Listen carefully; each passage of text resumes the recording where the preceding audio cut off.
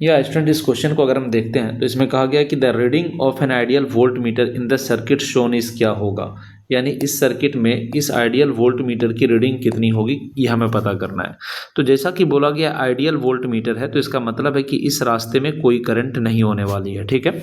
Ideal volt meter के through कोई भी करंट नहीं पास करता है। अब देखिए इसको अगर हम नोडल मेथड से करने की कोशिश करें तो बोला गया है कि यहाँ पर सेल का जो ईएमएफ है ये हमें 2 वोल्ट दिख रहा है, यानी कि अगर मैं इस पॉइंट को 2 बोलूँ तो इस पॉइंट को मैं 0 पोटेंशियल नाम दे सकता हूँ। और अगर ये 2 है तो ये पूरी कनेक्टिंग वायर है, पूरी कनेक्टिंग वायर है, तो इसको भी मैं 2 और इसको भी मैं फिर 0 बोल सकता हूँ, क्योंकि यहाँ से लेके यहाँ तक तो एक ही पॉइंट है, ठीक है ना। अब इसी तरीके से इस पॉइंट को 2 बोल सकते हैं और इस पॉइंट को हम 0 बोल सकते हैं। सेम यहाँ पर हम 2 बोल सकते हैं और यहाँ पे हम 0 बोल सकते हैं, ठीक है ना, क्योंकि ये सारे पॉइंट एक ही पॉइंट माने जाएंगे। अब देखिए क्या है कि मैं कह रहा हूँ कि यहाँ से लेकर के यहाँ तक में ये दोनों 2 रेसिस्टर सीरीज में लगे हुए हैं और इस पॉइंट से इस पॉइंट तक का वोल्टेज 2 वोल्ट है। तो अगर हम दोनों ब्रांच में करंट निकालना चाहें, I1 एंड I2 निकालना चाहें, तो ये हमारा आएगा कितना 2/50, क्योंकि ये 3 + 20 करेंगे तो 50 आएगा, दिस विल बी 1/25। और इसी तरीके से I2 भी हमारा आएगा 2/50, दैट इज इक्वल टू 1/25।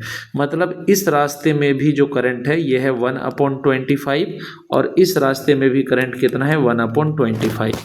अब अगर हम देखें कि सिर्फ इसका इस 20 ओम का कितना रेसिस्टेंस है, अगर मुझे यहाँ से लेके यहाँ तक का वोल्टेज ये वोल्टेज निकालना है तो मैं क्या कह सकता हूँ, या इधर से निकालने में थोड़ा मुश्किल होगा, मैं इसका पता कर लेता हूँ। इसका वोल्टेज अगर मैं पता करना चाहूँ तो मैं कह सकता हूँ कि करंट है 1/25 और रेसिस्टेंस कितना है 30, तो ये हमारा कितना आ जाएगा, तो इसको अगर हम देखें तो ये हमारा हो जाएगा 6/5 के बराबर।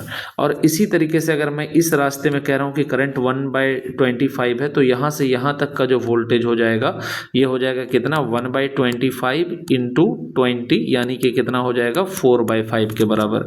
यानी ये वोल्टेज है 4/5, ये है कितना 6/5, मतलब इस पॉइंट का पोटेंशियल 6/5 हो जाएगा और इस पॉइंट का पोटेंशियल हमारा 4/5 हो जाएगा। तो दोनों का डिफरेंस देखेंगे तो V जो आएगा वो आएगा 6/5 minus 4/5, that is equal to 2/5, that is equal to 0.4, यानी ये ऑप्शन सही हो जाएगा। Thank you.